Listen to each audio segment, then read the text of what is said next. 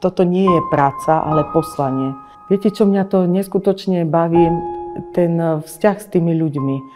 Oni viac dávajú, ako prijímajú. Baví ma to, naplňa ma to. Od malička vlastne, od základnej školy som vedela, že chcem ísť na zdravotku. Keď skončím tú prácu a vidím tých ľudí, ako sa na vás usmejú alebo vás pohľadia, je to také príjemné. Urobiť niečo nezištne, bez nejakého nároku na niečo a mať vlastne z toho dobrý pocit.